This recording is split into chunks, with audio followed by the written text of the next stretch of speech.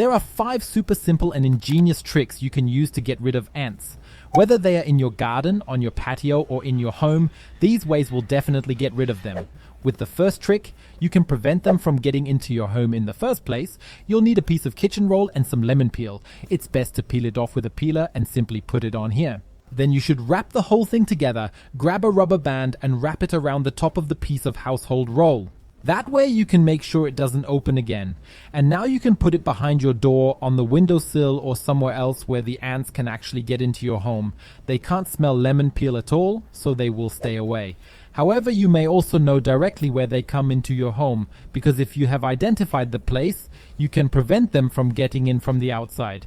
To do this, you should simply clean the area a little with a dry cloth. Now you need some Vaseline. You can use Vaseline to create a small barrier that the ants can't get over. Just take a small amount with your finger and rub it where they enter your home.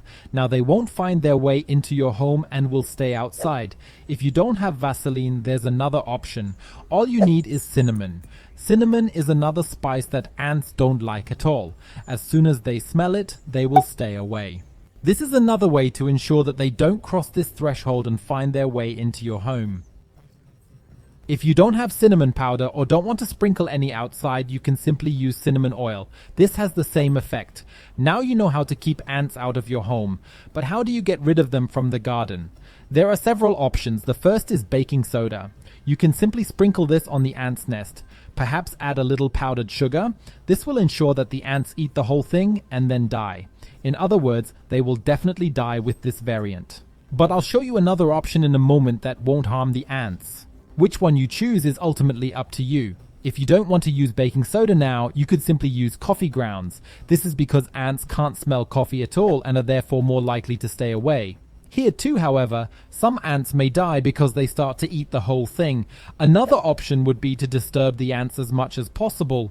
You can do this by flooding their burrow, for example. If you repeat the whole thing over and over again, they will eventually go to another place to settle down.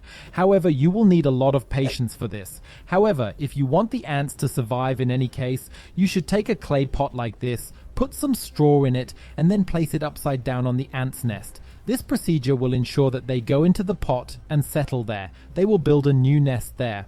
And as soon as the ants are in here with their entire colony and the queen, you can simply move the whole thing to another place where they can live in peace. That way they're no longer on your patio or in your garden. Be sure to let me know in the comments below which option you have chosen.